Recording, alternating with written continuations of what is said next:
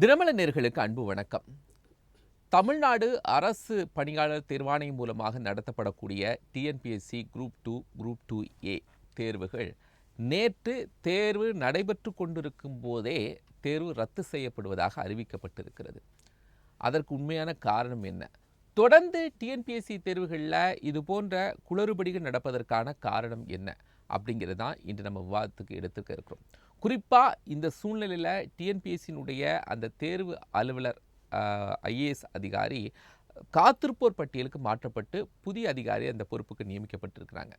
இவையெல்லாம் யார் மீது குற்றம் அதிகமாக இருக்கிறது, ஏன் அந்த அளவிற்கு தேர்வுக்கு முக்கியத்துவம் கொடுத்து நடத்தப்படவில்லையா அப்படிங்கிற பல்வேறு கேள்விகள் இதில் எழுப்பப்படுகிறது. இது சார்ந்த விவாதத்தை தான் நம்ம கட்டமைக்க இருக்கிறோம். குரூப் 2 தேர்வு ரத்து அறியாமையா அல்லது அலட்சியமா? நம்மோடு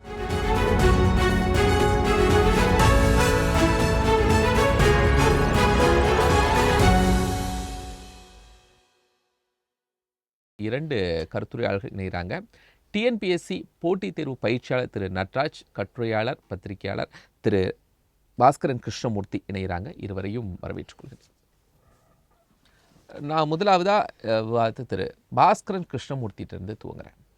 பாஸ்கரன் சார், முதல்ல நேற்று அந்த தேர்வில் என்ன பிரச்சனை நடந்துச்சு? டிஎன்பிஎஸ்சி சரி, ஒரு கேள்வியோடு தான் தொடங்குனீங்க. தலைப்பு அறியாமையா அலட்சியமான? அறியாமை இல்லை. சரிங்களா? அடுத்தது என்ன உங்களுக்கு தெரிஞ்சிருக்கும், இது ஒரு அறியாமை காரணமாக வந்தது இல்லை ஒன்று. அப்புறம் இரண்டாவது, இதனுடைய உடனடி விளைவாக கண்ட்ரோலர் ஆஃப் எக்ஸாமினேஷன்ஸு வந்து இப்போதைக்கு காத்திருப்பு பட்டியலில் வைத்திருக்கிறார்கள். நான் அறிஞ்சவரையில் ஒரு மிகவும் நல்ல நேர்மையான ஒரு அலுவலர் தான். சரிங்களா? அதில் எனக்கு எந்த ஒரு இதுவுமே இல்லை, சந்தேகமும் இல்லை. ஆனால் இந்த குளறுபடிக்கெல்லாம் என்ன காரணம் அப்படின்னா, அடிப்படையில் இரண்டு தான். ஒன்று என்ன அப்படின்னா, தேர்வர்களுக்கு நுழைவுச்சீட்டு அனுப்புவதுடன் தன்னுடைய கடமை முடிந்து விடுவதாக நினைத்து கொண்டிருப்பதே தவறு. அதற்கேற்ப ஏற்பாடுகள் செய்யப்பட்டிருக்கலாம் என்பதை உறுதி செய்ய வேண்டிய கடமையும் தேர்வாணையத்துக்கு இருக்கிறது. அது உறுதி செய்யப்படவில்லை. அதுதான் இப்போ முக்கியமானது. தேர்வர்களுக்கு நுழைவுச்சீட்டு சென்றிருக்கிறது, ஹால் டிக்கெட்டு. சரிங்களா? ஹால் டிக்கெட் போயிருக்கு.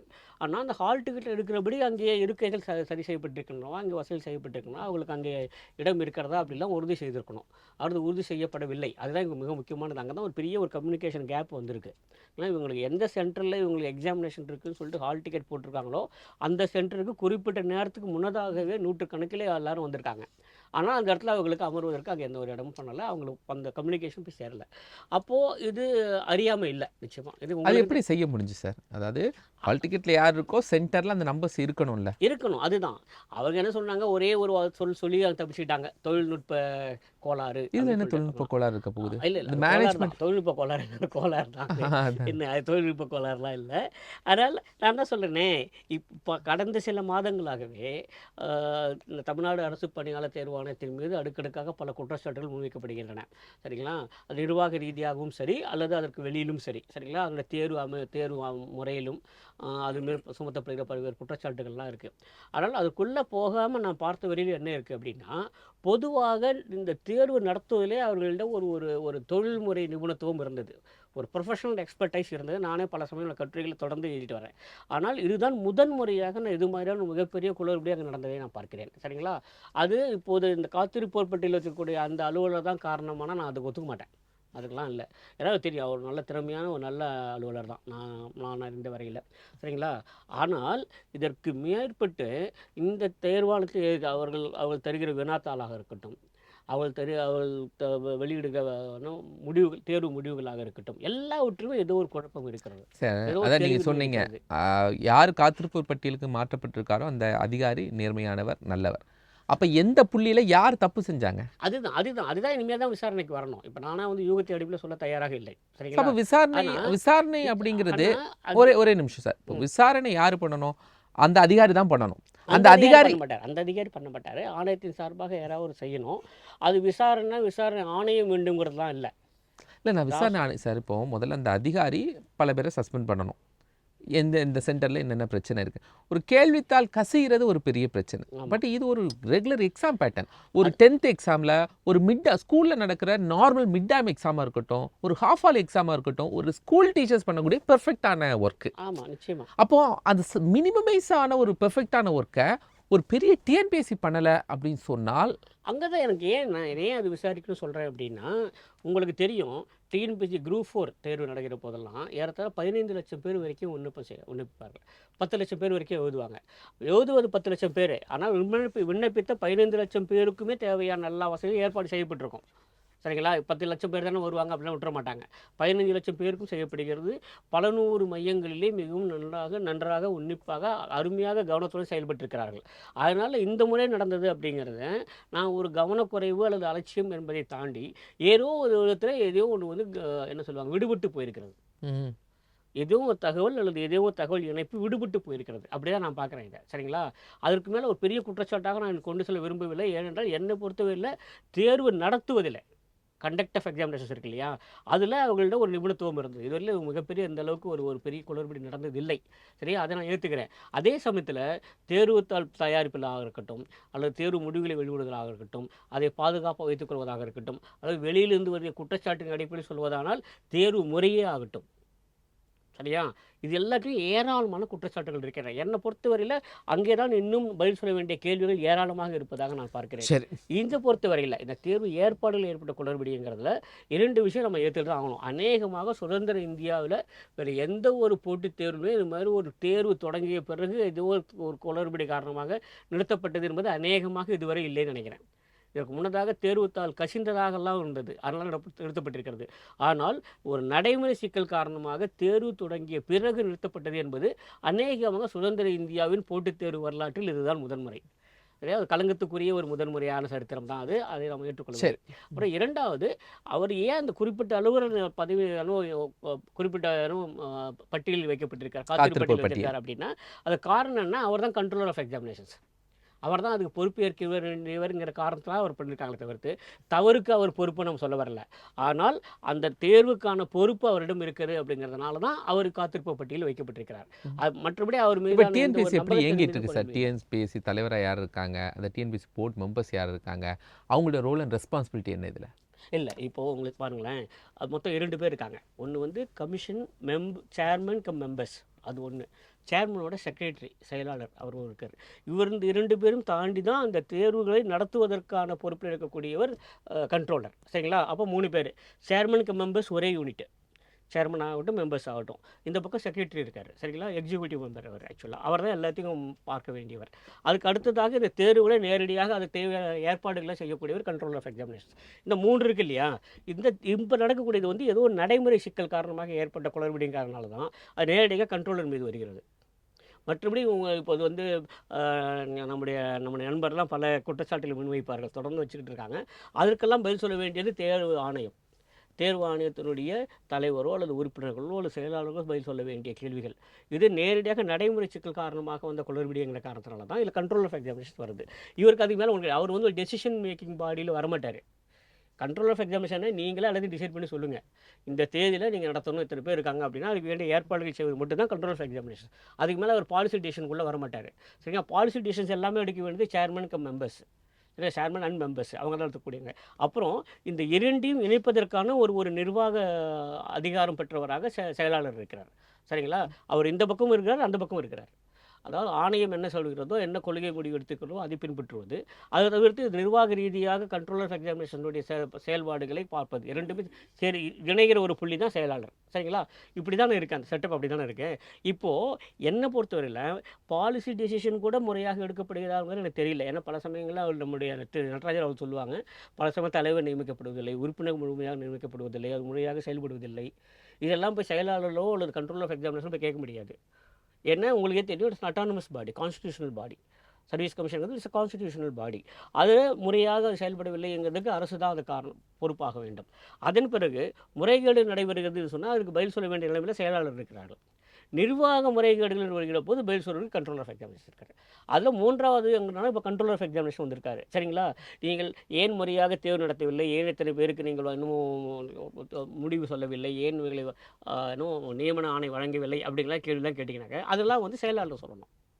ஓகே. ஒட்டுமொத்த செயல்பாடு எங்கே குளறுபாடு இருந்தாலும் அதற்கு வந்து சேர்மனும் மெம்பர்ஸும் சொல்லணும். இதுதான் அந்த அதிகார பகிர்வை பற்றிய ஒரு புரிதல்.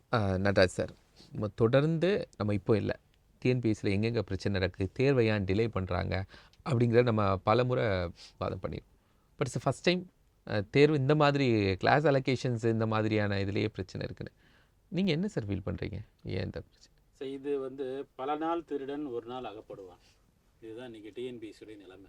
சரிங்களா? பல வருடங்களாக ஊழல் இருக்கிறது, முறைகேடுகள் இருக்கிறது, அது நிர்வாக குளறுபடி இருக்குதுன்னு சொல்லி நம்ம சொல்லலை, எல்லாருமே சொல்லியிருக்கிறாங்க. ஈவன் திரு உதயச்சந்திரன் ஐஏஎஸ் அவர்கள் 2011ஆம் வருடம் அதிமுக ஆட்சி காலம் வந்தவுடன் டிஎன்பிஎஸ்சி செயலராக நியமிக்கப்பட்ட பொழுது லஞ்ச ஒழிப்புத்துறைக்கு வந்து பார்த்தீங்கன்னா கீழே டிஎன்பிஎஸ்சியை கொண்டுட்டு வரணும்னு சொல்லி சீஃப் செக்ரட்டரிக்கு லெட்டர் அனுப்புகிறார். அப்போதைய சேர்மன் செல்லமுத்து அவர்கள், அவர் திமுகவால் நியமிக்கப்பட்டவர், அதிமுக ஆட்சி வந்துடுச்சு. அந்த சேர்மன் மெம்பர்கள் மேலே இவர் கம்ப்ளைண்ட் பண்ணுறாரு, நீதிமன்றத்தில் வழக்கு தொடுக்கிறார். ரைடு வராங்க, அந்த சேர்மன் வந்து பார்த்தீங்க அப்படின்னா மெம்பர்ஸ் எல்லாருமே அவங்களாம் எஸ்கேப் ஆயிடுறாங்க. புதுசாக சேர்மன் நடராஜ் அவர்கள் வராங்க. சரிங்களா? அந்த நேர்மையான அதிகாரி திரு உதயச்சந்திரன் ஐஏஎஸ் அப்புறம் ஒரு வருஷத்தில் டிரான்ஸ்ஃபர் ஆயிடுறாங்க. 2022 அக்டோபர் 23 வந்து பார்த்தீங்கன்னா அவங்கள வந்து என்ன பண்ணிடுறாங்க, ப்ரொமோட் பண்ணி அனுப்பிடுறாங்க. ஒரு ஐஏஎஸ் அதிகாரி ஒரு துறையில் எத்தனை வருடம் இருப்பார்? 3 வருஷம் நார்மலாக. 2012 அக்டோபர் 23 வெளியில் போயிடுறாரு. 2012 18 வரைக்கும் தொடர்ந்து 6 வருடங்கள் ஒரு செக்ரட்டரி இருக்கிறாங்க, ஒரு கண்ட்ரோல் ஆஃப் எக்ஸாமினர் இருக்கிறாங்க. ஒரே ஒருத்தர் கண்ட்ரோல் ஆஃப் எக்ஸாமினர் 6 வருஷம் இருக்காரு, செக்ரட்டரி 6 வருஷம் இருக்கிறாங்க. கண்ட்ரோல் எக்ஸாமினர் திருமதி சோபனா ஐஏஎஸ் 2018 பிப்ரவரி மார்ச் வரைக்கும் இருக்கிறாங்க. தொடர்ந்து 6 வருடம். ஒரு ஊழல் வழக்கு அப்போ உள்ள வருது, குரூப் 1 ஊழல் பயங்கரமாக வந்து விசாரிக்கிறாங்க. அந்த ஊழல் வழக்கு வரக்கூடிய நேரத்தில் அது வரைக்கும் இருந்தவங்க அன்னைக்கு என்ன பண்ணுறாங்க, வேற டிபார்ட்மெண்ட்டுக்கு போகிறாங்க. இந்த காலகட்டத்தில் நீங்கள் அதுக்கப்புறம் திரு நந்தகுமார் அவர்கள் வராங்க, திரு சுதன் ஐஏஎஸ் அவங்க இருக்கிறாங்க. 2021 இந்த கவர்மெண்ட் ஆரம்பிச்ச புதுசில் நந்தகுமார் அவர்களும் சுதன் ஐஏஎஸ் அவர்களும் செக்ரட்டரி கண்ட்ரோல் ஆஃப் எக்ஸாமினர் இருக்கிறாங்க. அப்புறமா வந்து 4 பேர் மாறிட்டாங்க. 2021 to 25 4 பேர் மாறிட்டாங்க. ஒரு செக்ரட்டரி, ஒரு லேடி, புதுசாக ஒரு மேடம் எடுத்தாங்க. ஃபர்ஸ்ட் நந்தகுமார் ஐஏஎஸ், அப்புறம் ஒரு மேடம், அப்புறமா வந்து பார்த்தீங்கன்னா முனியநாதன் ஐஏஎஸ் அவர் வந்து ஒரு பொறுப்பு செக்ரட்டரியாக இருந்தார். அப்புறம் கோபால் சுந்தரராஜ், இப்போ வந்து மிருகந்தர். 5 பேர், 5 வருஷத்தில் 5 பேர். இந்த சைடு கண்ட்ரோல் ஆஃப் எக்ஸாமினர் நீங்கள் எடுத்துக்கிட்டீங்க அப்படின்னா இந்த கவர்மெண்ட் வரும்பொழுது சுதன் ஐஏஎஸ் இருந்தார், அப்புறம் வந்து திரு அஜய் யாதவ் ஐஏஎஸ் இருந்தாங்க. அப்புறமா வந்து பார்த்தீங்க அப்படின்னா ரொம்ப முக்கியமாக இன்னொரு ஒரு கிரண் குராலா சொல்லிட்டு ஒருத்தர் இருந்தார். தென் வந்து சண்முக சுந்தரம் ஐஏஎஸ், இன்னைக்கு வந்து வெங்கடப்பிரியா ஐஏஎஸ். 5 வருடங்களில் 5 secretary, 5 control of examiner. But AIADMK பீரியடில் 6 வருஷம் தொடர்ந்து ஒரே ஆள் செக்ரட்டரி, ஒரே ஆள் கண்ட்ரோல் ஆஃப் எக்ஸாமினர். எப்படி? அப்போது நான் என்ன கேட்குறேன், நீங்கள் வந்து 5 வருடங்கள் இவங்களால வேலை பார்க்க முடியலன்னு போயிடுறாங்க, வேற ஒன்றும் கிடையாது. ஒரு வருஷத்தில் நான் ஒரு வருஷம் தான் இருப்பேன், என்னால் முடியல சொல்லி வேறு டிபார்ட்மெண்ட் போகிறாங்க அப்படின்னா இங்கே வெறி வந்து அழுத்தம் கொடுப்பவர்கள் யார்? அதான் எங்களுடைய கேள்வி. இந்த 5 வருடங்களில் 5 செக்ரட்டரியை டிஎன்பிசி சந்தித்து இருக்கிறது, 5 வருடங்கள் 5 கண்ட்ரோல் ஆஃப் எக்ஸாமினர் டிஎன்பிசி சந்தித்து இருக்கிறது. அப்படி என்றால் ஒரு வருஷம் தான் என்னால் வேலை பார்க்க முடியும் அப்படிங்கிற ஒரு அமைப்பாக டிஎன்பிசி மாறிவிட்டதா? நான் ஏன் அதை கேட்குறேன் அப்படின்னா, இன்று நேற்று நடப்பது முறைகேடு இல்லை. இதுக்கு நேற்று நடந்ததுக்கு பேர் முறைகேடே கிடையாது. தொடர்ந்து முறைகேடுகள் நடந்து கொண்டிருக்கிறது, தொடர்ந்து மாணவர்களுக்கு எதிராக அநீதிகள் நடந்து கொண்டிருக்கிறது. ஆனால் அந்த டிஎன்பிசி அமைப்பு வாய் மூடி மௌனியாக எப்போதுமே இருக்கிறது என்று மாணவர்கள், தேர்வர்கள் அவங்களுடைய உள்ள குமிரல், மனக்குமிரல், அதனால தான் நேற்று ரோட்டில் வந்து உட்கார்ந்தாங்க, வேறு எதுவுமே கிடையாது. நேற்று வந்து 800 பேருக்கு அலாட் பண்ண டிஜி வைஷ்ணவா காலேஜில் இருக்கக்கூடிய அந்த சென்டரில் 200 பேர் அலோவ் பண்ணிட்டாங்க. 800 பேருக்கு ஹால் டிக்கெட் அங்கே தான், 200 பேர் எக்ஸாமினேஷன் அலௌடு, மிச்சம் 600 பேருக்கு இல்லை, உங்களுக்கு இங்கே சீட் இல்லைப்பாங்கிறாங்க. அந்த 600 பேரும் வெளியூரில் திருநெல்வேலி, கன்னியாகுமரி, மதுரை போன்ற இடங்களில் ப்ரிலிமினரி எக்ஸாமினேஷன் எழுதிட்டு மெயின் எக்ஸாமினேஷனுக்கு சென்னை சென்டர் போட்டவங்க. 200 பேர் அலோவ் பண்ணியிருக்காங்கல்ல, அவங்க ப்ரிலிமினரி இங்கே தான் எழுதினாங்க, மெயின்ஸ் இங்கே தான் எழுதினாங்க. ஸோ சம்திங் டெக்னிக்கல் எரர், அவ்வளோதான், முடிஞ்சு போச்சு. ஆனால் மாணவர்கள் ஏன் எந்திரிச்சு போகலை? ஏன் எந்திரிச்சு போகலைன்னா மெயின் ரோட்டில் உட்காந்துட்டாங்க. அவர்களுக்கு உண்டான வழி அவங்களுக்கு தான் தெரியும். 2019ஆம் வருடம் திரு நந்தகுமார் ஐஏஎஸ் அவர்களும் நம்முடைய சுதன் ஐஏஎஸ் அவர்களும் செக்ரட்டரி கண்ட்ரோல் ஆஃப் எக்ஸாமினராக இருக்கும் பொழுது சிலபஸ் சேஞ்ச் பண்ணுறாங்க. சிலபஸ் சேஞ்ச் பண்ணால் அதுக்கு தகுந்த மாதிரி ஸ்டூடெண்ட்ஸ் படிக்க ஆரம்பிச்சிடுறாங்க. குரூப் 2, குரூப் 2A, முக்கியமாக குரூப் 2க்கு நான் சொல்கிறேன், தனித்தனி தேர்வுகள் அப்படி முதல்ல வந்து பார்த்தீங்கன்னா இன்ட்ரடியூஸ் பண்ணி சிலபஸையும் தனித்தனியாக வந்து பார்த்தீங்கன்னா இன்ட்ரடியூஸ் பண்ணுறாங்க. 2021 கொரோனா வருகிறது, 20 கொரோனா, 21 கொரோனா வருகிறது, 21 புதிய ஆட்சி வருகிறது. புதிய ஆட்சி வந்த உடனே இவங்க என்ன பண்ணுறாங்க அப்படின்னா தனித்தனி எக்ஸாம்லாம் கிடையாது, ஒரே எக்ஸாம் சொல்லி சொல்கிறாங்க. சிலபஸ் மாற்றப்படுகிறது. 2 வருஷமாக பழைய சிலபஸ் நம்பி நான் படித்தேன், இப்போ நீங்கள் புது சிலபஸ் நீங்கள் மாற்றுறீங்க. சரி, நான் படிக்கிறேன், எனக்கு வேலை வேணும் அப்படின்னு சொல்லிட்டு புது சிலபஸை நம்பி படிக்கிறாங்க. ஒரே எக்ஸாமினேஷனாக குரூப் 2, 2A ரெண்டுக்கும் ஒரே முதன்மை தேர்வு நடத்தப்படுகிறது. பிப்ரவரி 23, 2022 காலையில் 10 மணிக்கு எக்ஸாமினேஷன் தொடங்குது. 10:30க்கு பயங்கர சலசலப்பு தமிழ்நாடு முழுவதும். உங்களுக்கு வரக்கூடிய ஆன்சர் சீட் எனக்கு வந்துருச்சு, எனக்கு வரக்கூடிய ஆன்சர் சீட் சாருக்கு போயிடுச்சு. ஒட்டுமொத்தமாக தமிழகம் முழுவதும் மிகப்பெரிய குளறுபடி. இங்கே சென்னை மட்டும்தான். ஒட்டுமொத்தமாக தமிழகம் முழுவதும் மிகப்பெரிய குளறுபடி ஆன்சர் சீட்டில். அப்புறமா என்னமோ சமாளித்து சரி ஓகே அப்படியே நான் எழுத ஆரம்பிச்சிட்டேன், நீங்கள் எழுத ஆரம்பிச்சிட்டீங்க, அப்புறம் உனக்குள்ளது இல்லைப்பா நீ அவருக்குள்ளது அப்படின்னு மாற்றி மாற்றி கொடுத்து என்னுடைய ஹேண்ட்லிங் உங்கள்கிட்ட இருக்குது, பாதி ஹேண்ட்லிங், அதுக்கப்புறம் நான் எழுதுறேன். இந்த மாதிரி ஒரு எக்ஸாமினேஷனை, கேவலமான ஒரு எக்ஸாமினேஷனை டிஎன்பிஎஸ்சி அன்னைக்கு கண்டக்ட் பண்ணாங்க. மிகப்பெரிய அளவில் சர்ச்சை பிடித்தது. இது இந்த வருஷம் பிப்ரவரி 23, 2022. ஆனால் பிப்ரவரி 28 ஈரோடு கிழக்கு இடைத்தேர்தல் நடக்கிறது. அதனால வந்து பார்த்தீங்கன்னா யாருமே பெருசாக பேசலை. மீடியாக்கள் பேசினாங்க. அந்த எலெக்ஷன் நடந்துச்சு மார்ச் 1 நம்முடைய தமிழக முதல்வருடைய பிறந்தநாள். ஒரு 10 நாள் ஆச்சு, அப்புறம் யாரும் இதை கண்டுக்கல.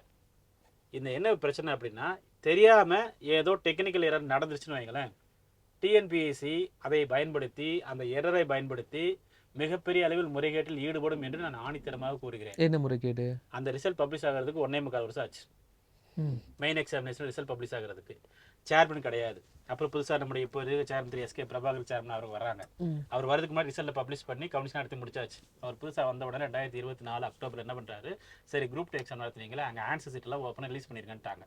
ஓப்பனாக ரிலீஸ் பண்ணி பார்க்கும் பொழுது முதலமைச்சரின் காலை உணவு திட்டம் என்னமோ ஒன்று, ஒரு எக்ஸாமினேஷன் ஒரு 15 மார்க் கேள்வி, ஒருத்தர் திருத்திருக்கிறாரு, பேப்பர் திருத்திருக்கிறாரு, ஒரு எக்ஸாமினர் திருத்தும் போது அவர் எவ்வளோ மார்க் போட்டிருக்காரு, 15க்கு 13 மார்க் போட்டிருக்கிறாரு. அதே பேப்பருக்கு, அதே விடைக்கு, அதே ஆன்சருக்கு இன்னொரு பேப்பர் திருத்துறவர் 0 மார்க் போட்டிருக்கிறாரு. எப்படி ஒரே விடைக்கு ஒருத்தர் 15க்கு 13, இன்னொருத்தர் 15க்கு 0 போட முடியும்? இப்படி 1-2 தேர்வர்கள் கிடையாது, ஆயிரக்கணக்கான தேர்வர்கள் பாதிக்கப்பட்டார்கள். இது மெயின்ஸ்ல சொல்றேன். Mains examination. எந்த மெயின்ஸ் எக்ஸாமினேஷன்ல விடைத்தாளை மாற்றி மாற்றி நீங்க கொடுத்தீங்களோ அதே மெயின்ஸ் எக்ஸாமினேஷன்ல வேல்யூஷன்ல இவ்வளவு பெரிய எரர் வந்துச்சு.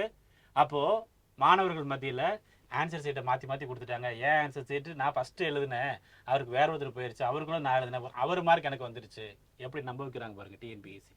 ஆயிரக்கணக்கான தேர்வர்கள் 0.5 மார்க்ல சார் ஒரு 5 கொஸ்டினுக்கு மொத்தமாக சேர்த்து ஒரு வேலையிட்ட எவ்வளோ போட்டிருக்காருன்னா 19.5 போட்டிருக்காரு. இன்னொரு வேலையிட்ட 5 கொஸ்டினுக்கு மொத்தமாக சேர்த்து 0.5 போட்டிருக்காரு. 19 மார்க் டிஃபரன்ஸ். இதேமாரி ஆயிரக்கணக்கான ஆன்சர் சீட்ஸ் வந்து பார்த்தீங்கன்னா அன்றைக்கி வந்துச்சு. ஆனால் அந்த டிஎன்பிஎஸ்சி அதை கணக்கிலே எடுத்துக்கல, கண்டுக்கவே இல்லை. எல்லாரும் கதறினாங்க, கேஸ் ஃபைல் பண்ணாங்க, அது என்னெல்லாம பண்ணி பார்த்தாங்க. இதே மாதிரி மெயின்ஸ் வேல்யூஷனில் குரூப் 1லையும் சரி, சிவில் ஜட்ஜிலையும் சரி, எனக்கு தெரிந்த சிவில் ஜட்ஜில் ஒரு பெண் தேனியை சேர்ந்த ஒருவர் டிஎன்பிஎஸ்சிக்கு எதிராக வழக்கு தொடர்ந்து உச்சநீதிமன்றம் வரைக்கும் போய் ஆர்டர் வாங்கிட்டு வந்து ஜாயின் பண்ணுறாங்க. ஸ்டேட் லெவலில் முதல் ரேங்க் எடுக்க வேண்டியவங்க. சரிங்களா, அது ஒரு பக்கம். சரி, மாணவர்கள் மீண்டும் படித்தாங்க. மீண்டும் படிக்கும்போது டிஎன்பிஎஸ்சி என்ன பண்ணாங்க, 2025 பிப்ரவரி மாதம் ஒரு குரூப் 2A மெயின்ஸ், பிப்ரவரி 8 அப்போ என்ன பண்ணாங்க, ஏற்கனவே வந்து மெயின்ஸ் ஆன்சர் சீட்டை மாற்றி மாற்றி கொடுத்துட்டோம். டிஸ்கிரிப்டிவ் பேப்பராக இருக்கலாம் இவ்வளோ பிரச்சனை. இப்போ நாங்கள் என்ன பண்ணுறோம் அப்படின்னா 2Aவுக்கு அப்ஜெக்டிவ், 2க்கு மட்டும் டிஸ்கிரிப்டிவ் அப்படி சொல்லி பேட்டர்ன் மாற்றுறாங்க. அண்ட் தமிழ், இங்கிலீஷ், ஆங்கிலம் 2 பேப்பரையும் வந்து பார்த்தீங்கன்னா லாங்குவேஜ் பேப்பரை உள்ளே சேர்க்குறாங்க. 2022 எழுதும்போது வேறு சிலபஸ் வேறு பேட்டர்ன், 2019 அதிமுக ஆட்சி காலத்தில் வேறு சிலபஸ் வேறு பேட்டர்ன், 2025 பிப்ரவரி மாதம் எழுதும்போது வேறு சிலபஸ் வேறு பேட்டர்ன். சிலபஸில் கொஞ்சம் சேஞ்ச் ஆகிருக்கும், ரொம்ப சேஞ்ச் ஆகிருக்காது. லாங்குவேஜ் பேப்பர் வருது. அந்த லாங்குவேஜ் பேப்பரில் பிப்ரவரி 8 தமிழ் கேள்விகளை மிகவும் கடினமாக கேட்டு ஆங்கில கேள்விகளை மிகவும் எளிதாக கேட்டு விட்டார்கள். ஆகுபெயர் இப்போ கேள்விப்பட்டிருப்போம் நம்ம, ஆகுபெயர், காலவாகுபெயர். இவங்க என்ன கேட்டாங்கன்னா விட்ட ஆகுபெயர், விடாத ஆகுபெயர், அதுவே எல்லாமே கேட்டாங்க. யாருக்கு ஒன்றும் தெரியல. நல்லா படிக்கிற ஸ்டூடெண்ட் எப்போ எல்லா எக்ஸாம் பாஸ் பண்ணுவான். 60 சார் உங்களுக்கு தெரியுமா, 60க்கு 40 கொஸ்டின் தாண்ட முடியல. அப்போ அன்னைக்கு அந்த தமிழ் எழுதுன எல்லாருமே ஃபெயில். யாருக்குமே உங்களுக்கு group general English paper group 4 இல்லை, அவங்க தனியாக பாதிக்கப்படுறாங்க. அது ஒரு பக்கம் இருக்கட்டும்.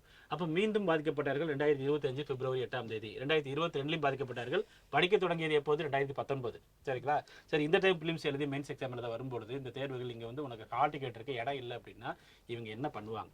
அப்போ இவங்க என்ன, இப்போ டிஎன்பிஎஸ்சியை பொறுத்தளவு இந்த பிரச்சனை இப்போதைக்கு முடிச்சிருவோம். ஏன்னா மாணவர்களுக்கு ரொம்ப நல்லாவே தெரியும், 12க்கு எக்ஸாம் காதை விட்டு வெளியில் வந்து ஏதாவது ஒரு குறை குற்றம் நான் கண்டுபிடிச்சி சொன்னோன்னா டிஎன்பிஎஸ்சி கண்டுக்கவே மாட்டாங்க. அப்படிலாம் நடக்கலன்னு சொல்லி அவங்களுடைய ஸ்டாண்டில் ரொம்ப தெளிவாக இருப்பாங்க. இதற்கு மிக சிறந்த உதாரணம் 2025 ஜூலை மாதம் நடைபெற்ற அகைன் குரூப் 4 தேர்வு. அந்த தேர்வில் பிரைவேட் பஸ்ஸில் கொஸ்டின் பேப்பரை கொண்டு போகிறது, அது இதுன்னு ஏகப்பட்ட பிரச்சனை, தொடர்ந்து பலகட்ட போராட்டங்கள். உங்களுக்கு வந்து ஒரு 25 கேள்விகள் தவறு. ஃபைனலாக டிஎன்பிஎஸ்சி கவுன்சிலிங்க்கு முந்தின நாள் ஆன்சர் சீட்டை ரிலீஸ் பண்ண சொல்கிறாங்க, ஆன்சர் லிஸ்ட்டை ரிலீஸ் பண்ண சொல்கிறாங்க கோர்ட்டு. டிஎன்பிஎஸ்சி ரிலீஸ் பண்ணுறாங்க. 17 கேள்விகளுக்கு தவறான ஆன்சர். தவறான ஆன்சர் என்ன, ஏ எழுதிக்கலாம், பி எழுதிக்கலாம், 2 எதுனா எழுதிக்கலாம். இதான் டிஎன்பிஎஸ்சி ஆன்சர்.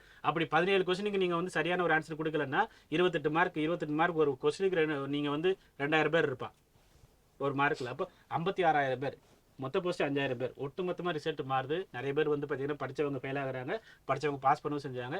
இதையெல்லாம் மாணவர்கள் பார்த்துட்டு இருக்கிறாங்க. நாங்கள் எவ்வளோ கற்றுறோம், நாங்கள் என்னெல்லாம் பண்ணுறோம். ஆனால் தப்பாக கேள்வி கேட்டுட்டு எங்களை வெளியே அனுப்பிடுறீங்களா? அப்போ லாட்ரி சீட்டு மாதிரி வந்து இங்கி பிங்கி பாங்கி போட்டால் தான் உங்கள்கிட்ட பாஸ் பண்ண முடியுமா? அந்த மாதிரி தேர்வுகள் எல்லாம் கேட்க ஆரம்பிச்சிட்டாங்க. இந்த சூழ்நிலையில் இப்போவும் விட்டோம் அப்படின்னா மறுபடியும் நம்மளை இப்படி தான் பண்ணுவாங்கன்னு சொல்லி தொடர்ந்து இந்த 5 வருட 6 வருட டிஎன்பிஎஸ்சி செய்த வழிகளினால தான் நேற்று அந்த இடத்த விட்டு யாரும் எந்திரிச்சு போகலையே தவிர வேறு ஒன்றும் கிடையாது. எந்திரிச்சு போகலை அப்படிங்கும் பொழுது சென்னையில் மட்டும் நாங்கள் கேன்சல் பண்ணுறோம்னு சொல்லி நம்முடைய கண்ட்ரோல் ஆஃப் எக்ஸாம் சொல்லும் பொழுது முடியாது, எப்படி இவங்க ஏமாற்றுவாங்கன்னு தெரியும். அது 12 எப்படியா கிராஸ் பண்ணிடணும். 12 கிராஸ் பண்ணி உள்ளே எக்ஸாம் எழுத விட்டுட்டா போதும், ஏதாவது சொல்லி சமாளிச்சலாம் அப்படிங்கிறது டிஎன்பிசி எண்ணமாக இருந்தது. அது எப்படி ஒரு மாவட்டத்தில் மட்டும் கேன்சல் பண்ண எப்படி கரெக்ட் பண்ண முடியும்? சரி, அதுதான் அவங்க கேட்டாங்க, தமிழ்நாட்டில் நீங்கள் கேன்சல் பண்ணுங்க. இவங்க என்னன்னா, சரி நீங்கள் ஒரு மாதம் மாவட்டம் பண்ணி கேன்சல் பண்ணுங்க, நீங்கள் எங்கள் மறுபடியும் எக்ஸாம் வைங்க. பட் நீங்கள் மற்ற மாவட்டங்களில் வைத்த தேர்வு மாதிரி அதே போன்று கேள்வித்தாள்கள் அதே டஃப்னஸ் எங்களுக்கு இருக்கணும். டிஎன்பிஎஸ்சியால் அப்படி செய்ய முடியாது. ஏனென்றால் அதற்கு டிஎன்பிஎஸ்சி பழக்கப்படவில்லை. இல்லை, அதை எப்படி சார் பண்ண முடியும்? இப்போ எனக்கு எளிதாக இருக்க கேள்வி உங்களுக்கு சில நேரம் அந்த நேரத்தில் கஷ்டமாக இருக்கலாம். கண்டிப்பாக எனக்கு கஷ்டமாக இருக்கிறது அது உங்களுக்கு படிச்சிருந்து இருக்கட்டுமே. இவங்க பாதி கொஸ்டின் தப்பா இல்லை கேட்குறாங்க. இந்த மாதிரி சூழ்நிலை மாணவர்கள் அதை நம்ப தயாராக இல்லை. ஒட்டுமொத்தமாக கேன்சல் பண்ணுங்கன்னு சொல்லி ஒரு ஏரியா உட்காந்துட்டாங்க. வேற எந்த ரீசனும் கிடையாது. தொடர்ச்சியாக மாணவர்களை வந்து பார்த்தீங்க அப்படின்னா டிஎன்பிஎஸ்சி தொடர்ச்சியாக வந்து பார்த்தீங்கன்னா அவங்க கோரிக்கைகளை செய்து சாய்க்காம இருந்துச்சு. பேசுங்க சார். பாஸ்கர் சார், பொதுவாக அந்த தேர்வு நடத்துகிறாங்க, சில நேரம் இது கொஸ்டின்ஸ் லீக் ஆயிடுச்சு அப்படின்னு சொல்கிறாங்க, தவறான கேள்வி அப்படிங்கிறது, இந்த மாதிரிலாம் இதுக்கு பின்னாடி ஒரு அரசியல் இருக்கும். தேர்வுகளை அப்பப்போ நடத்துகிறோன்னு சொல்லிட்டு ரத்து பண்ணுறது. ஆனால் நீங்கள் பாருங்கள், இதே ஐஐடியில் நிறைய தேர்வுகள் நடக்குது. நீங்கள் பெருசாக தேர்வுகள் ரத்து செஞ்சுட்டாங்க, யூபிஎஸ்சி தேர்வுகள் ரத்து செஞ்சுட்டாங்கன்னு, எல்லாமே தேர்வு மாடல் தான். ஒரு மாடல் ஆஃப் எக்ஸாமினேஷன் ப்ரொசீஜர் இருக்கும்ல, இங்கே ஏன் அது தவறுது? ஆமாம் ஆமாம். நீங்கள் சில விஷயங்கள் கொஞ்சம் தெளிவாக சொல்லலாம். ஏன்னா கடந்த சுமார் 10 ஆண்டுகளுக்கும் மேலாக ஒவ்வொரு முறை போட்டித் தேர்வு நடக்கிற போதும் போட்டித் தேர்வு நடந்த மறுநாள் அதை பற்றி ஒரு கட்டுரையை நான் எழுதுவது உண்டு. சரிங்களா? இளைஞர் மாணவர்களுக்கு எல்லாருக்குமே தெரிஞ்சுக்கணும். இளம் தேர்வர்களுக்கு மிகவும் பிரபலமான ஒரு நாளிதழில் என்னுடைய கட்டுரை வரும் அடுத்த நாளே. நான் தொடர்ந்து சொல்லி கொண்டு வருவது என்ன அப்படின்னா, நீங்கள் சொன்னது யூபிஎஸ்சியாக இருக்கட்டும், அல்லது பிஎஸ்ஆர்பி, அல்லது இப்போ ஐபிபிஎஸ்ஸாக இருக்கட்டும், ரயில்வே ரெக்ரூட்மெண்ட் போர்டாக இருக்கட்டும், ஸ்டாஃப் செலெக்ஷன் கமிஷன் ஆகட்டும், பொதுவாக கேள்விகளில் தவறு இருக்காது. கேள்விக்கான விடைகளை நீங்கள் தெரிவு செய்கிற அந்த ஆப்ஷன்ஸ் இருக்குல்ல, தெரிவுகள், அதில் தவறு இருக்காது. ஆனால் இங்கே கேள்வியிலேயே தப்பு இருக்கும். அவங்க கொடுக்குற ஆப்ஷன்ஸில் தப்பு இருந்திருக்கு. அந்த கான்செப்டே தப்பு. இவங்க அந்த அந்த கேள்விக்கு பின்னால் என்ன கான்செப்ட் இருக்கணுமோ, நான் என்ன கன்செப்டுவலைஸ் பண்ணணுமோ அதுவே தப்பாக இருக்கிறது. இப்போ கடைசியாக நடந்த இது டிஎன்பிஎஸ்சி விட்டு கொஞ்சம் வெளியே போனால் கூட தமிழ்நாடு சீருடை பணியாளர் தேர்வாணையம் நடந்தது. வரிக்கு வரி தப்பு. ஒவ்வொரு கேள்வியிலையும் ஒவ்வொரு வரியிலையும் தப்பு. கேள்வி வடிவமைப்பில் தப்பு, எடுத்த வார்த்தைகளில் தப்பு, இங்கிலீஷ்லேயும் தப்பு, தமிழ்லேயும் தப்பு, இங்கிலீஷ்லேருந்து தமிழில் டிரான்ஸ்லேட் பண்ணது தப்பு. கேள்வி அடிப்படையிலேயே அந்த கேள்வியே தவறான கேள்வி, அப்படி கேள்வியே கேட்க முடியாது. அது கொடுத்துருக்க பதில் 4 கொடுத்துருக்கா, 4மே தப்பு. 4 டபுள் கொடுத்துருக்காங்க. இப்போ நம்ம நண்பர் சொன்னது கரெக்டு. சில கேள்விகளுக்கு ஏபிசிடியில் ஏவும் சரியாக இருக்கலாம், சியும் சரியாக இருக்கலாம், அதாவது 2 தேர்வுகள் சரியாக இருக்கலாம்.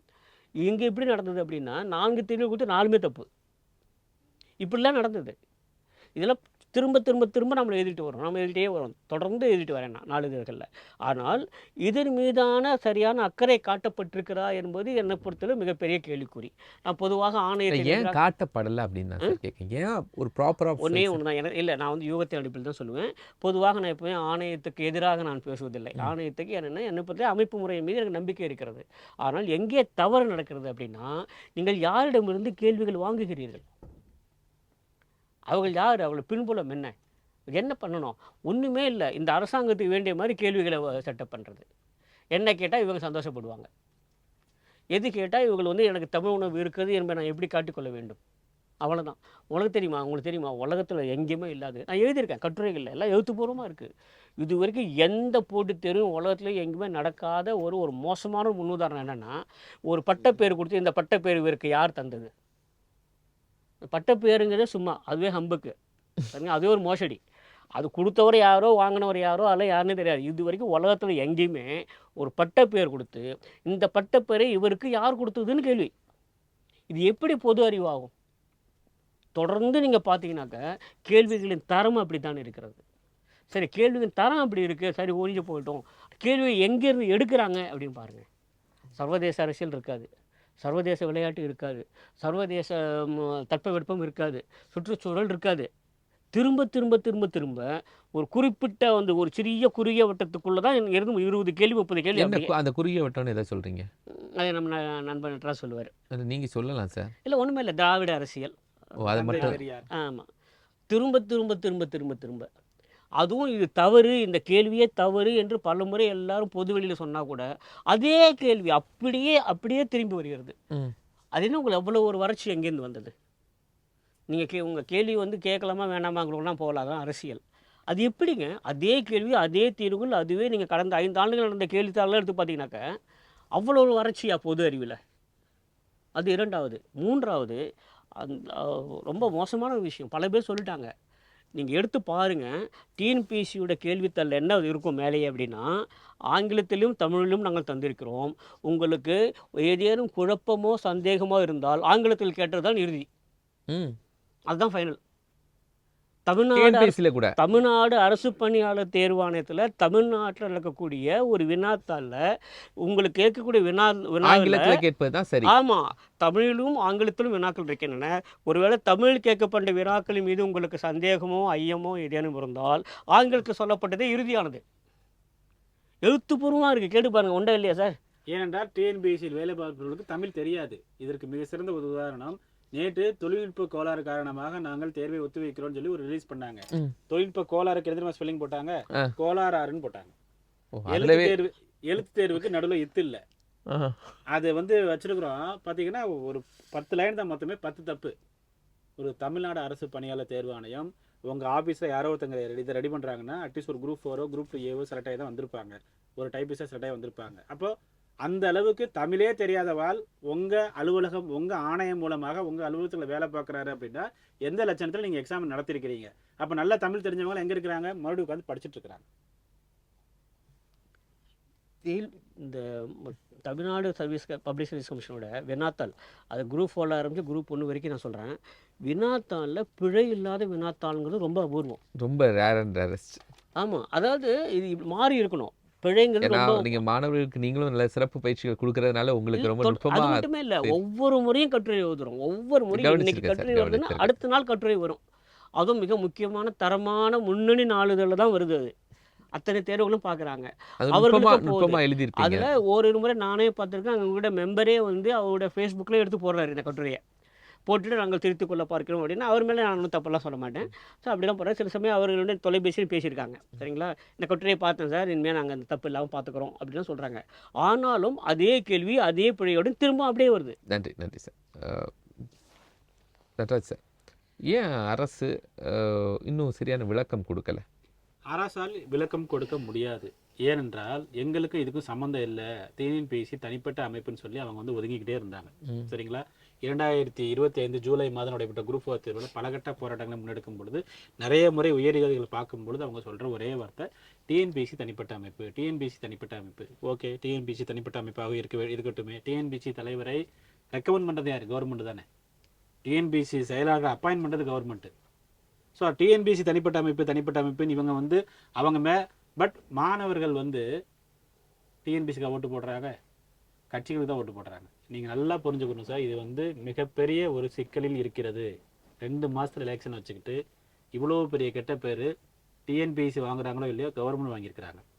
நீங்கள் மத்திய பிரதேசமாக இருக்கட்டும், ஹரியானாவாக இருக்கட்டும், மத்திய பிரதேசத்தில் வந்து பார்த்தீங்க அப்படின்னா பல வருடங்களாக தொடர்ந்து நடைபெற்ற மத்திய பிரதேச தேர்வு வாரிய ஊழல், வியாபம் ஸ்கேம் அண்ட் முறைகேடுகள், குளறுபடிகள், அதனால் வந்து அந்த கவர்மெண்ட்டே அங்கே இருக்கிற மாணவர்கள் தூக்கி எறிஞ்சாங்க. கரெக்டாக எக்ஸாமினேஷனுக்கு 2 மாதத்துக்கு முன்னாடி இது போன்ற நிகழ்வு வரும். படிக்கிற எல்லாருமே இளைஞர்கள். மத்திய பிரதேசத்தில் அந்த இளைஞர்களால், போட்டித் தேர்வு எழுதக்கூடிய இளைஞர்களால் ஆட்சி மாற்றம் ஏற்பட்டது. ஹரியானாவில் ஏற்பட்டது. டிஆர்எஸ் நம்முடைய தெலுங்கானாவில் வந்து பார்த்தீங்கன்னா சந்திரசேகர ராவ் தூக்கிட்டு ரேவந்த் ரெட்டி கொண்டு வரும்போது அன்னைக்கு 2 மாதத்துக்கு முன்னாடி குரூப் 1ல் வந்து மிகப்பெரிய ஒரு ஊழல். இப்படி ஒட்டு மொத்தமாக இப்போ நம்ம டிஎம்கே 2021 வரும்பொழுது ஒட்டு மொத்தமாக போட்டித் தேர்வு ப்ரிப்பேர் பண்ணுறவங்க யாருக்கு ஓட்டு போட்டாங்க? டிஎம்கேக்கு ஓட்டு போட்டாங்க. அது என்ன போட்டித் தேர்வு? 40 லட்சம் பேர் போட்டித் தேர்வு ப்ரிப்பேர் பண்ணுறாங்க சார். ஏன் டிஎம்கே அன்னைக்கு ஓட்டு போட்டாங்க? ஏன்னா அவங்க கடுமையாக பாதிக்கப்பட்டாங்க. 2 முக்கியமான எக்ஸாம், ஒன்று சப் இன்ஸ்பெக்டர் எக்ஸாம், இன்னொன்று குரூப் 4 எக்ஸாம். ரெண்டுலையுமே வந்து பார்த்தீங்க அப்படின்னா போலீஸ் கேஸ் 1 வருஷமாக இருந்துச்சு. பயங்கரமாக பாதிக்கப்பட்டு என்ன பண்ணாங்க? ஒட்டு மொத்தமாக அந்த தேர்வர்கள் டிஎம்கேக்கு ஓட்டு போட்டாங்க. இப்போ எலெக்ஷன் டைம். இதை வந்து இதுதான் நாங்கள் 2022 சொன்னோம் சார். அவ்வளோ பெரிய முறைகேடு இல்லை, குளறுபடி நடந்திருக்கு. அந்த குளறுபடி முறைகேடுகளுக்கு காரணமாக இருக்கிறது.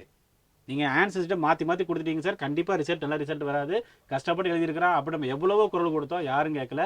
பட் ரிசல்ட் வரும்பொழுது நல்லா எழுதாத நிறைய பேர் மேலே வந்தாங்க. அப்போ அந்த குளறுபடி என்பது முறைகேட்டுக்கு காரணமாக அமைகிறது அப்படிங்கிறது இங்கே ரொம்ப தெளிவாக தெரிகிறது. அப்போவே வந்து இதை அவங்க ஆஃப் பண்ணியிருந்தாங்கன்னு வைங்களேன், ஒன்றும் இல்லை சார்.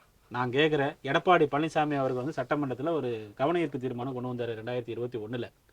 கவன ஈர்ப்பு தீர்மானம் அப்படிங்கும்போது அதுக்கு இவங்க பதில் சொல்லலை, அது டிஎன்பிசி தொடர்பானது. ஒட்டுமொத்தமாக இன்னைக்கு அன்னைக்கு அவர் மட்டும் பேசினாரு, எல்லா தலைவர்களும் பேசிட்டாங்க. நீங்கள் விஜய் கட்சி எடுத்துக்கிட்டா விஜய் பேசியிருக்காரு, அருண்ராஜ் பேசியிருக்காரு. பிஜேபி எடுத்துக்கிட்டா அண்ணாமலை பேசியிருக்காரு, எல்முருகன் பேசியிருக்காரு, சூர்யா பேசியிருக்காரு, 4 பேர் பேசியிருக்காங்க அந்த கட்சியில். எடப்பாடி பழனிசாமி அவர்கள் பேசியிருக்காங்க, அன்புமணி ராமதாஸ் அவர்கள் பேசியிருக்கிறாங்க, கம்யூனிஸ்ட் கட்சி பேசியிருக்கிறாங்க, மதிமுக பேசியிருக்காங்க, காங்கிரஸ் கூட பேசியிருக்கிறாங்க. பேசாத ஒரே கட்சி விடுதலை சிறுத்தைகள்.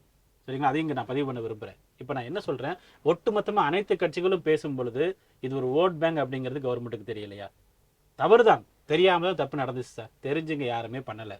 பட் ஒட்டுமொத்தமாக மாணவர்கள் வந்து இங்கு மிகப்பெரிய ஒரு அஜிடேஷனுக்கு உள்ளானதுக்கு காரணம் என்னவென்றால் தொடர்ந்து நடந்து கொண்டிருந்தது. நீங்கள் போன வருஷம் ஜூலையில் நடந்தது அட்லீஸ்ட் சரிப்பா நான் 17 கேள்வி தப்பாக கேட்டுட்டேன், ஆன்சர் தப்பாக கேட்டேன், அந்த 17 கேள்வி நான் வெளியே எடுத்துட்டு நான் ரிசல்ட் போடுறேன் அப்படின்னா கூட மாணவர்கள் வந்து கொஞ்சம் அமைதியாக இருந்திருப்பாங்க. நீங்கள் அதை செய்யலை. இன்னொரு முக்கியமான விஷயம், மாணவர்களின் கொந்தளிப்புக்கு ரொம்ப பர்டிகுலராக ஒரு பாயிண்ட் சொல்லணும் அப்படின்னா, ஒரு போட்டி தேர்வு என்பது நம்ம சார் சொன்ன மாதிரி சர்வதேச அளவில் பொருளாதாரம் இருக்குது, சர்வதேச அளவில் ஒரு ஜியாகிரபி இருக்குது, இன்டர்நேஷ்னல் ரிலேஷன்ஸ் இருக்குது, அதெல்லாம் எதுவுமே கேட்காம ஸ்கூல் புக்கை மொட்டை மனப்பாடம் பண்ணி அப்படியே கேட்குறது அப்படிங்கிறது மிகப்பெரிய அபத்தம். யூபிஎஸ்சியில் சவீந்திரா சிங்கு ஜியாகிரபி படிச்சுட்டு போவோம், சவீந்திரா சிங்கு நம்ம லக்ஷ்மிகாந்த் படிச்சுட்டு போவோம், என்னது நம்ம இதை பார்த்து பாலிட்டிக்கு உருட்டு பெரட்டி படிச்சுட்டு போவோம், ஒரு கேள்வி லக்ஷ்மிகாந்த்லேருந்து வராது. சரிங்களா? யூபிஎஸ்சி தேர்வாணையம் அப்படி இருக்கிறது. இவங்க எப்படின்னா தமிழ்நாடு டெக்ஸ்ட் புக் கார்பரேஷன் அப்படிங்கிற தமிழ்நாடு பாடநூல் கழகம். நீங்கள் ஸ்கூல் படிக்கும் பொழுது உங்களுக்கு ஸ்கூல் புக் வேணும்னா நீங்கள் எங்கே போய் வாங்குவீங்க? உங்கள் ஊரில் கடை இருக்கும், அங்கே போய் வாங்குவீங்க. இப்போ அப்படி கிடையாது, ஆன்லைனில் நம்ம டெவலப் பண்ணிக்கலாம், ஸ்கூலில் கொடுப்பாங்க. அதேமாரி வேணும்னா நீங்கள் டிபிஐக்கு சென்னைக்கு தான் வரணும். அப்படி இருக்கும்பொழுது மற்ற எல்லா சட்டரையும் க்ளோஸ் பண்ணி டிபிஐ சென்னை வந்தால் ஹார்ட் காப்பி வாங்கிக்கலாம். ஸ்கூல் புக் இன்றைக்கி யார் வாங்குறாங்க? போட்டித் தேர்வு ப்ரிப்பேர் பண்ணுறாங்க. பாடநூல் கழகத்தை எங்கள் பாடநூல் கழக வெப்சைட்டை வந்து கோடிக்கணக்கான பேர் டவுன்லோட் பண்ணாங்க. அந்த ஒரு சாதனைக்காக அந்த ஸ்கூல் புக்கில் மட்டுமே 4 வருஷமாக தொடர்ந்து கேள்வி கேட்டு கடைசியாக அந்த ஆட்சி முடிய போகிற சமயத்தில் 2025 அந்த ஸ்கூல் புக்கு வந்து ஒரு கேள்வி கேட்கவே இல்லை. கேட்கல, என்ன அதிகமாக கேட்கல. அதனாலேயே வந்து 4 பேர் தற்கொலை பண்ணிக்கிட்டாங்க. அப்போ இந்த ஸ்கூல் புக்கில் இருந்து தான் கேட்கணும் அப்படின்னு உங்களை வந்து கட்டாயப்படுத்தியது யார்? யூபிஎஸ்சியில் இப்படி கிடையாது. யூபிஎஸ்சியில் என்சிஆர்டி புக் வந்து மட்டுமே கேட்பாங்க, அப்படி கிடையவே கிடையாது. இன்றைக்கி வந்து அப்போ அடுத்து நாங்கள் என்ன படிக்கிறது? ஸ்கூல் புக் படிக்காமல் நாங்கள் என்ன, இந்த மாணவர்கள் வந்து அந்த ஸ்கூல் புக் மட்டும் படித்தா போதும் அப்படிங்கிற ஒரு இதுலேருந்து வெளியில் வர முடியல அவங்களால. இன்றைக்கி அடுத்து என்ன டார்கெட் பண்ணுறாங்க? விர்ச்சுவல் யூனிவர்சிட்டி, இணைய பல்கலைக்கழகம், அங்கே நிறைய கேள்வி கேட்க ஆரம்பிச்சிட்டாங்க. அப்போது இந்த டிஎன்பிஎஸ்சி என்ற அமைப்பு தேர்வர்களை வந்து அரசாங்க வேலைக்கு எடுக்கக்கூடிய ஒரு அமைப்பு இந்த புக்கில் இருந்து மட்டும்தான் அதிகமான கேள்விகள் வரணும் அப்படிங்கிற நிர்பந்தித்ததே தப்பு. அதுவே மிகப்பெரிய ஒரு அபத்தம். யூபிஎஸ்சியில் அப்படி கிடையாது. அண்ட் ரொம்ப முக்கியமான விஷயம், ஒரு சர்வீஸ் கமிஷன் அப்படிங்கிறது வந்து பார்த்தீங்கன்னா பாடி ஆஃப் இன்டெலெக்சுவல்ஸ் அவங்க தான் இருக்கணும். யூபிஎஸ்சியில் மிஸ்டர் அஜய் இருக்கிறாரு, ஐஏஎஸ் ஆஃபீஸர், அவர் தான் சேர்மன். அதுபோக பித்தின் ஒரு ஐஏஎஸ் ஆஃபீஸர் இருக்கிறாரு, அப்போ இன்னொரு 3 ஐஏஎஸ் ஆஃபீஸர் இருக்கிறாங்க. அண்ட் ஒரு IDAS defence and audit account service Anuradhan ஒருத்தங்க இருக்கிறாங்க. ஐபிஎஸ்ல வந்து பார்த்தீங்க அப்படின்னா சீலா சிங் ஒருத்தங்க இருக்கிறாங்க. லெப்டினன்ட் ஜெனரல் ஒருத்தர் இருக்காரு. குஜராத்துடைய UPA state public service chairman வந்து இங்கே மெம்பராக இருக்கிறாரு. அண்ட் சஞ்சய் சர்மன் ஒரு ஃபாரின் சர்வீஸ் ஆஃபீஸர் இருக்கிறாங்க, ஒரு ஐஆர்எஸ் ஆஃபீஸ். இவங்க தான் அங்கே பாடியில் இருக்கிறாங்க. டிஎன்பிசியில் யார் இருக்கிறாங்க? டிஎன்பிஎஸ்சியில் சேர்மன் மட்டும் ஒரு ஐஏஎஸ், அதுபோக சரவணகுமார்னு சொல்லிட்டு ஒரு ஐஆர்எஸ் விஆர்எஸ் வாங்கினவர். அதுபோக பிஹெச்டி முடிச்ச ஒருத்தர் இருக்கிறார், அவருடைய பேக்ரவுண்ட் தெரியாது. இன்னொரு அம்மா பிஹெச்டி முடிச்சிருக்கிறாங்க, அவங்க பேக்ரவுண்ட் தெரியாது. இன்னொரு அம்மா வந்து பார்த்தீங்கன்னா வெறும் பிஏ எக்கனாமிக்ஸ். வெறும் பிஏ எக்கனாமிக்ஸை வச்சுட்டு அரசு பணிக்கான தேர்வுகளை எழுதக்கூடிய அந்த அரசு பணிக்கு நாளைக்கு இவங்க தான் முதுகெலும்பு, அவர்களை தேர்வு செய்கிற அளவுக்கு வெறும் பிஏ எக்கனாமிக்ஸில் என்ன பண்ண முடியும் கேட்டால் கான்ஸ்டியூஷன் சொல்லியிருக்கிறாங்க 50% ஆஃப் மெம்பர்ஸ் வந்து நீங்கள் யாரை வேணாலும் செலக்ட் பண்ணிக்கலாம், நோ லிமிட்ஸு. ரிமைனிங் 50% வந்து நீங்கள் வந்து கண்டிப்பாக மாநில அரசுலோ மத்திய அரசுலோ 10 வருஷம் ஒர்க் பண்ணியிருக்கணும். அந்த மாதிரி ஒரு சில இருக்குது.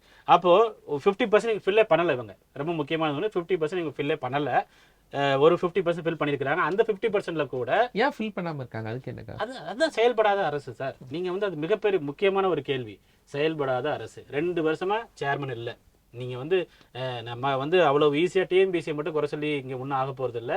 டிஎன்பிஎஸ்சியில் இருக்கக்கூடிய ஊழியர்கள், அரசாங்க பணியாளர்கள் 2 மாதத்திற்கு முன்னால் போராட்டம் நடத்தினார்கள். என்ன போராட்டம்?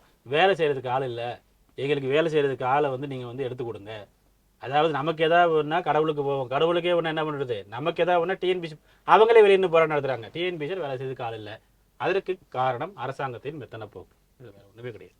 ரொம்ப முக்கியமான சில விஷயங்கள் சார். அதாவது இந்த தேர்வை பொறுத்த வரைக்கும் அரசு ரொம்ப கவனமாக எடுத்துக்கன்னா, பல லட்சம் பேர் இதுக்கு தன்னை அர்ப்பணித்து கொண்டு இருக்காங்க, வேலைக்கு கூட போகாமல். பட் அரசு இது ரொம்ப லகுவாகவே கையாளுகிறது.